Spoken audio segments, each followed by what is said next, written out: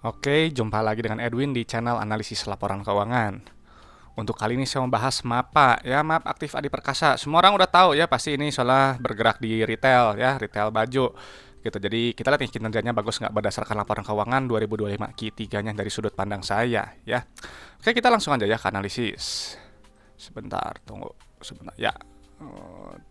Oke, ya untuk MAPA selalu ya kita cek juga ya untuk reward bagian dividennya ya, dan untuk MAPA memang gitu ini memang IPO-nya 2018 ya gitu ya, cuman baru bagi dividen di tahun buku 2022 ya, dan ini bagusnya 3 tahun ke belakang dia bagi dividen ya, jadi ini menurut saya layak untuk dilihat lebih lanjut. Kenapa gitu ya? Karena perusahaan yang bagi dividen itu adalah perusahaan yang memang sudah terbukti profit dari bisnisnya ya, dan juga kondisi bisnisnya stabil. Jadi kalau misalnya dia nggak bagi dividen, bisa jadi perusahaan tersebut cuma untung di atas kertas aja, atau ada masalah gitu, ada problem dengan bisnisnya, atau mungkin cuma memperkaya owner perusahaannya aja yang biasanya merangkap sebagai komisaris dan direksi ya. Jadi ini bagus ya, saya rasa oke ya, ini oke. Kita lihat aja sekarang yang pertama untuk posisi kas tara kasnya dulu ya, satuannya juta udah bener. Oke, kita pindahkan kas lalu ya setiap kuartalnya. Kenapa? Karena kas tara kas ini adalah jumlah uang yang ada di dalam dompet perusahaan. Ya, jadi si uang kas ini selalu punya fungsi untuk bayar operasional, ekspansi, dan juga untuk bayar pinjaman ke bank ya. Ibarat kayak uang yang ada di dalam dompet teman-teman. Nah, jadi memang nilai jangan terlalu sedikit, karena kalau terlalu sedikit bisa jadi perusahaan nanti kesulitan ya untuk membayar operasionalnya atau ekspansinya atau juga bayar pinjaman ke banknya ya. Dan memang untuk posisi kas tara kasnya memang ini lagi turun ya, turun sekitar 37% gitu ya. Tapi nanti detailnya kita selalu cek di laporan arus kasnya. Selanjutnya loncat ke ekuitas, langsung pilih saldo labanya dulu, yang ini nilainya ya.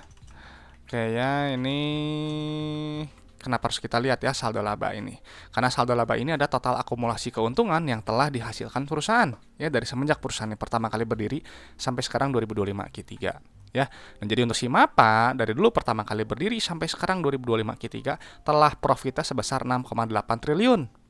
Ya, bagus. Secara saldo laba positif, dia harusnya bisa bagi dividen, dan memang dia bagi dividen. Ya, karena kalau saldo labanya negatif atau defisit, ya perusahaan itu artinya rugi melulu, ya nggak pernah untung, gitu, dan nggak akan bisa bagi dividen juga, gitu ya. Dan sekali lagi termasuk kategori perusahaan bermasalah kalau buat saya, ya. Jadi kalau perusahaan bermasalah, gitu ya, mau harganya naik berkali-kali lipat juga saya nggak akan tertarik, ya. Oke, selanjutnya kita cek untuk ekuitas semiliknya, ya. Yang ini kita pindahin dulu.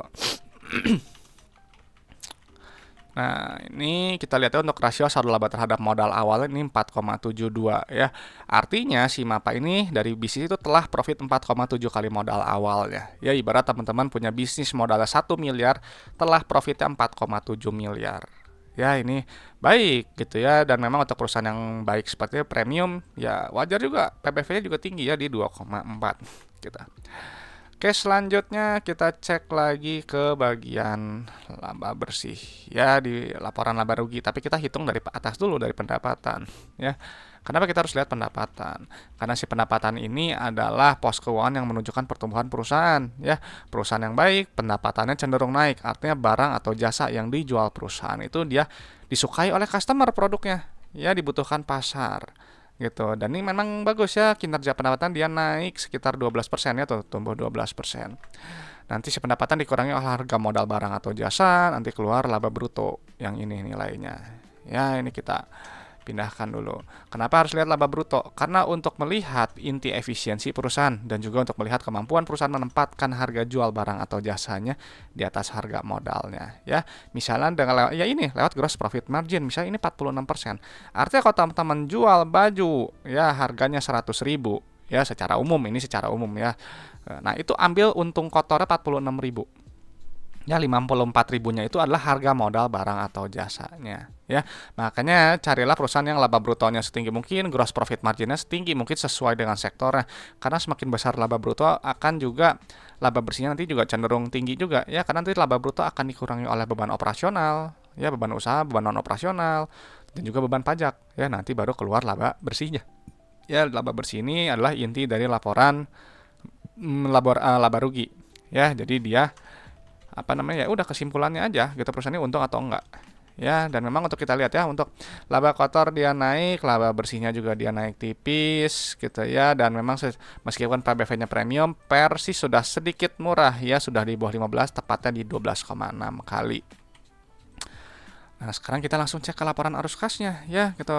Dia yang kita selalu cek itu yang pertama adalah penerimaan kas. Yang ini nilainya. Ini pos ini dia berbeda dengan pendapatan. Karena kalau pendapatan itu sifatnya akrual, hanya diakui aja, dicatat di atas kertas aja ya, nggak memperhitungkan jumlah uang kas yang benar-benar masuk, yang benar-benar customer bayar ke perusahaan ya. Nah, jadi Mapa ini dia bilang kan pendapatan 13,9 triliun ya, penerimaan kasnya 14, triliun, rasionya 100% tuh. Ya, artinya customer-nya tuh bayar selalu full. Ya, jadi teman-teman jual barang 100 juta, customer bayar 100 juta juga. Gitu. Kalau rasionya rendah ya artinya ada selisihnya kan, selisihnya itu bisa jadi piutang yang nanti harus ditagih. Ya, dan ingat penerimaan kas harus tinggi karena si uang kas tadi punya fungsi untuk bayar operasional, ekspansi, dan juga untuk bayar pinjaman ke bank. Ya, paham gitu. Nah, jadi sekarang kita lihat nih, uang kasnya udah terima tuh ya dari hasil jualan, bayar supplier, karyawan, dan seterusnya operasional, nanti baru keluar net CFO yang ini nilainya. Gitu. Nah, ini kita pindahkan. Ya, nilainya wajib positif kalau net CFO. Artinya bisnisnya ini menghasilkan uang tunai. Jadi uang itu nggak cuma habis hanya untuk operasional. Ya, buat apa punya bisnis yang uangnya habis hanya untuk bayar supplier, karyawan aja, habis hanya untuk buat operasional. Nggak ada uang sisa. Ya, gitu. Jadi kalau misalnya dia untung tapi CFO-nya negatif, ya berarti cuma untung di atas kertas saja. Ya, nggak ada uang kas yang nyata. Gitu. Lalu selanjutnya untuk aktivitas ekspansi usahanya ini kita lihat nilainya negatif. Ya, artinya perusahaan ya dia semakin lama semakin besar berekspansi atau dia memelihara aset produktifnya. Ya entah gedung, perbaikan gedung lah apapun itu ya. Nah, ini kita lihat tuh ya, pembayaran utang, pembelian aset tetap ya, terus dan seterusnya. Ya, ini memang kalau kita lihat memang ekspansinya nggak seagresif ya sebelumnya, meskipun sedikit sekali ya, hanya selisihnya mungkin 20% aja. Selanjutnya cek untuk aktivitas pendanaannya atau aktivitas pinjaman ke banknya, ini nilai negatif. Ya, ini bagus. Kenapa? Artinya perusahaan berusaha untuk melunasi pinjamannya. Ya, karena nilai negatif. Kalau positif, diambil pinjaman. Tuh. Kalau pelunasan, negatif. Ya tuh, buat ambil utang 999, bayar utang 1,5. Ya kan bagus, kan beban bunga nanti jadi lebih ringan. Dan juga kalau bayar dividen juga tuh, nilai negatif. Ya, jadi ini bagus. Dan memang untuk kondisi per sekarang 2023 untuk Mapa memang dia lagi cenderung ya untuk melunasi pinjaman-pinjamannya yang ada, yaitu hampir 2 kalinya secara apa namanya? Secara umum. Ya, dan ada penurunan kastara kas ya. Jadi kalau penurunan kastara kas artinya perusahaan itu harus keluar uang dari dalam dompetnya. Makanya ini yang menyebabkan kenapa si posisi kasnya dia turun. Ya, dibandingkan dengan periode sebelumnya. Dan memang ini kalau misalnya dilihat ya, ini kan memang pembayaran dividen turunnya hanya 114.000 ya, penurunan kasnya segini ya 387 ya, berarti uang kasnya sedikit kurang cukup ya untuk membiayai semua operasional, ekspansi juga untuk bayar pinjaman ke bank ya. Nah, jadi memang mungkin dengan posisi kas sekarang mungkin ya posisi pembagian dividen tahun depan mungkin bisa lebih kecil ya dibandingkan dengan sekarang gitu, karena melihatnya seperti ini ya. Cuman nggak tahu ya, hanya dugaan-dugaan aja, asumsi saja. Selanjutnya kita cek untuk aktivitas ya, rasio likuiditasnya kita balik lagi ke atas ya. Kita lihat untuk aset lancarnya dulu ya, untuk kita lihat rasio lancar dan juga rasio kasnya. Ini kita dipindahin dulu untuk melihat resiko bisnisnya ya, apakah ada kemungkinan gagal bayar atau enggak gitu. Nah, ini kita lihat ya untuk liabilitas jangka pendeknya, kita pindahin juga. Oke ya, ini kita lihat untuk rasio lancar ini bagus ya, di atas 2 ya, di 2,1, artinya cukup aman secara rasio lancar ya likuiditasnya. Tapi rasio kas ini tampak lemah ya, dia di 0,19 ya. Ya memang biasanya sih di setengah ya, cuman nggak masalah ya. Karena apa? Karena ini kan kita lihat dari secara bisnis operasional ini kan bagus ya, dia CFO-nya tinggi gitu ya, dan jadi ada untuk pembayaran pinjaman itu dia relatif lancar segini ya, jadi ini nggak begitu masalah ya. Lalu untuk cek untuk short term debt-nya di sini ada utang banknya udah dilunasi, berarti pembelian coba ya sebentar. Bank, usaha, lain-lain, pajak, biaya yang sebenarnya nggak ada ya. Jadi ini utang bank jangka pendeknya sih 0. Ya, yang sebelum sih ada ya. Oke, jadi untuk yang kurang di setahun sih aman ya. Jadi relatif rendah resiko gitu ya. Lalu untuk jangka panjangnya ya di sini juga nggak ada ya, nggak ada utang bank, pinjaman ke bank ya. Jadi pelunasannya kita loncat dulu ya, balik lagi ya tadi ke si pendana. Pembayaran utang banknya ini dia langsung dilunasi semuanya ya. Jadi si Mapa ini tadi saya lihat ini memang nggak ada utang bank sama sekali ya. Jadi ini rendah resiko untuk jangka pendek dan jangka panjang Ya, ini 0, 0 tuh.